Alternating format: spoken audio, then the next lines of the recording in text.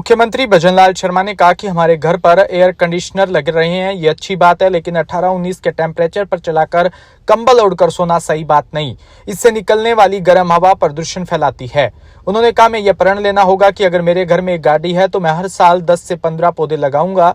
मुख्यमंत्री शनिवार को जयपुर के सीतापुरा स्थित JECC में international day of clean air for blue skies कार्यक्रम में संबोधित कर रहे थे। मुख्यमंत्री भजनलाल शर्मा ने कहा कि प्रकृति के साथ हो रहे छेड़छाड़ पर हमें चिंतन करने की जरूरत है।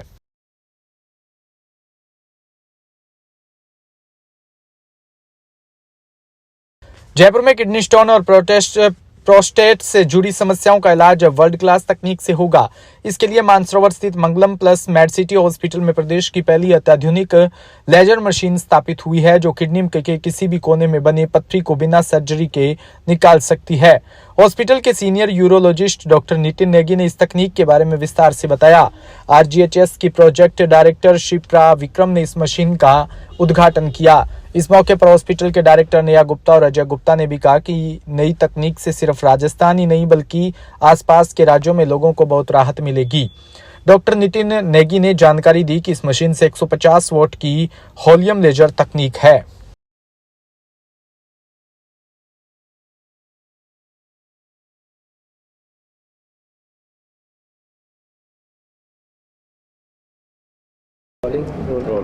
सर, लगातार नए आयाम स्थापित कर रहे हैं यहाँ पर, और एक नई जो मशीन है वो आएगी। किस टेक्निक के हिसाब से जो काम है वो किया जाएगा और कितना जो फायदा मरीजों तक मिलेगा? देखिए, ये जो मशीन है ये 150 वाट की होलियम लेज़र मशीन है, जो कि राजस्थान की सर्वप्रथम और सर्वश्रेष्ठ लेज़र मशीन है स्टोन्स और प्रोस्टेट ट्रीटमेंट के लिए। इनफैक्ट नॉर्थ इंडिया में भी ये 6ठी-7वीं मशीन है, और इस मशीन से किसी भी तरह के स्टोन का ट्रीटमेंट बहुत ही एफिशिएंटली, बहुत ही इफेक्टिवली और बहुत जल्दी तरीके से किया जा सकता है। और कितने ही बड़े प्रोस्टेट्स हों उनको हम दूरबीन माध्यम से लेज़र विधि से कर सकते हैं। ये राजस्थान की पहली मशीन है, किस तरीके से इसको ट्रेनिंग के लिए भी दी जाएगी? ये बेसिकली लेज़र मशीन्स अवेलेबल हैं 30 वाट, 50 वाट, 60 वाट, कुछ 100 वाट मशीन्स भी अवेलेबल हैं, लेकिन ये 150 वाट की एकमात्र मशीन है। लेज़र मशीन पे अभी तो मैं ही कार्य कर रहा हूँ, लेकिन डिपार्टमेंट में जैसे जैसे और ग्रोथ होगी और यूरोलॉजिस्ट आते हैं या कोई और अन्य यूरोलॉजिस्ट भी बाहर से अगर करना चाहते हैं तो वो मोस्ट वेलकम है। और ट्रेनिंग का कोई ऐसा इशू है नहीं, बहुत ही सहज है, और अगर कुछ ऐसी ज़रूरत पड़ती है तो हम यहाँ पे अवेलेबल हैं ही। आप लगातार एक छोटी सी शुरुआत पहले की थी मेरे से हॉस्पिटल स्टार्ट करने में, अब एक नई तो तकनीक है, जिस तरह से आपने बताया कि OPD भी लगातार बढ़ रही है, विश्वास बढ़ता हुआ नजर आ रहा है, और एक बार फिर यहाँ पर जो सर्जरी एक नई मशीन यहाँ पर लेके आए, किस तरह देखते हैं क्या काम आगे बढ़ेगा, कितना फ़ायदा होगा? जिस प्रकार से पब्लिक का रेस्पॉन्स मिला है, जैसे मैंने बताया कि 350 OPD पर डे है, मतलब 1000 लोगों का फुटफॉल है पर डे।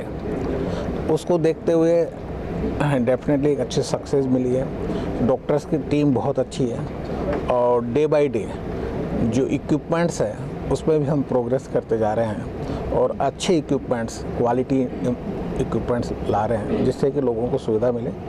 डेफिनेटली आज के टाइम पे मेडिकल ट्रीटमेंट थोड़ा कॉस्टली है, परंतु सुविधाओं को देखते हुए और जितनी लागत उसको देखते हुए कोई भी हॉस्पिटल बिना उसके चल नहीं सकता। जो पहले चैरिटेबल वाला कंसेप्ट था, आज वो चल नहीं सकता।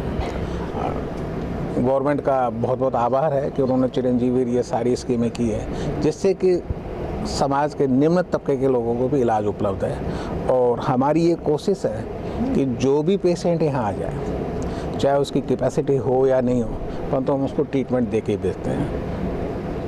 ठीक है, किस तरीके से डॉक्टर साहब ने यहाँ पर समझाया, किस तरह देखते हैं कि ये मशीन कितने कारगर जो साबित होगी, और किस तरीके से जो बड़े जो रोग हैं, जो कैंसर हो, जिस तरीके से उनसे बचाव की उम्मीद लगाई जा सकती है? सबसे बड़ी बात तो ये है कि जिस दर से ये बीमारियां बढ़ रही हैं, उसमें इस तरह की मशीनें और आधुनिक चिकित्सा पद्धति अपने आप में एक नया पड़ाव है। और राजस्थान सरकार का भी ये सोच है कि अच्छी से अच्छी, बढ़िया से बढ़िया, अच्छे तरीके से लोगों को चिकित्सा सुविधाएं प्रदान की जाए। और उसमें इस मशीन का तो अपने आप में ही है, क्योंकि अपने आप में एक अनूठी है, अपग्रेडेड मशीन है, सटीक है, कम समय में अच्छा इलाज, और खेलता खालता पेशेंट वहीं भीलवाड़ा में राजस्थान प्रदेश के पूर्व उप मुख्यमंत्री और पूर्व पीसीसी चीफ सचिन पायलट के जन्मदिवस के अवसर पर भीलवाड़ा में कई कार्यक्रम का आयोजन किया। इसमें तहत अखिल भारतीय कांग्रेस कमेटी की पूर्व सदस्य वंदना माथुर के नेतृत्व में सचिन पायलट का जन्मदिन गौ सेवा करके मनाया गया। इस दौरान भीलवाड़ा शहर के नगर निगम काइन हाउस में गोवंश को चारा और लापसी खिलाकर सचिन पायलट का जन्मदिन मनाया गया। आज सचिन पायलट जी का जन्मदिन है। हम लोग सब यहाँ पे इस कायन हाउस में गौ सेवा के लिए एकत्रित हुए हैं। सारी कांग्रेस पार्टी यहाँ पे है, जिले से भी सब लोग आए हुए हैं और बहुत ही खुशी की बात है कि आज पायलट साहब के जन्मदिन पे हम लोग सब गौ सेवा कर रहे हैं और बहुत ही अच्छी ये गौशाला है और सौभाग्य है हमें कि इतनी अच्छी तरह से हम गौ की सेवा कर सकें। और मैं तो सोचती हूँ कि ये हम सबको एक प्रण ही लेना चाहिए कि गौ सेवा हम करें। आज का दिन तो खैर बहुत शुभ है ही, पर आगे भी हम इस मौके को बार बार अपनी जिंदगी में मौका देते रहें कि हम यहाँ आए और गाय की सेवा करें। आज मैं फिर वापस से पायलट साहब को बहुत बहुत शुभकामनाएं देती हूँ।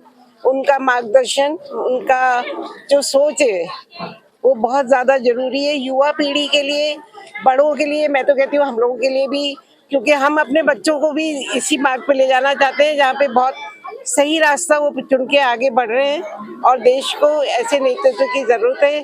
8,000 किलो तो चारा खिलाया और लापसी खिलाई है और आगे पक्षियों को भी हम दाना डालें।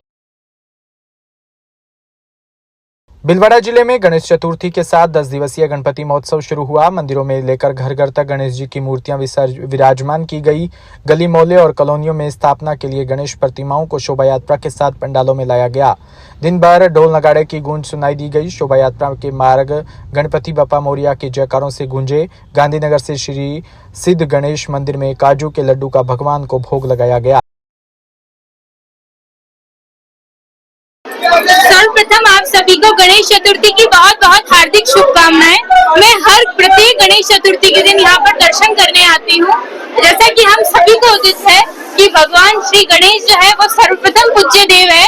हम सभी भगवान श्री गणेश को सर्वप्रथम पूजते हैं और भगवान श्री गणेश को पूजने से हमारे घर में वैभव, धन, शांति, सभी सुख, समृद्धि सभी अपने आप सदा ही चले आते हैं। इसलिए मेरा ये कहना है कि भीलवाड़ा वासियों को सदैव यहाँ पधार कर दिनांक 7/9/2024 गणेश चतुर्थी के पर्व पर भव्य मेले का आयोजन किया गया था, जिसमें सुबह 5 बजे से ही दर्शनार्थियों की भीड़ प्रारंभ हो गई थी। 6 बजे से 8 बजे तक काजू के लड्डुओं का भोग लगाया गया, जो लगभग 7100 था और 8 बजे ध्वजा का कार्यक्रम किया गया। 9:15 बजे श्रीमान मूलचंद जी किया, श्रीमती कृष्णा कुमारी किया।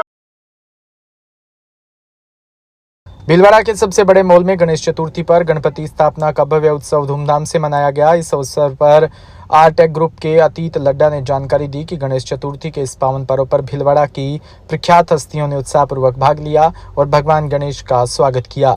विशेष रूप से श्री जी ग्रीन विला के डायरेक्टर शंकरलाल डांगी, सत्यनारायण माली सहित कैलाश माली व संपत मेघवंशी भी उपस्थित रहे।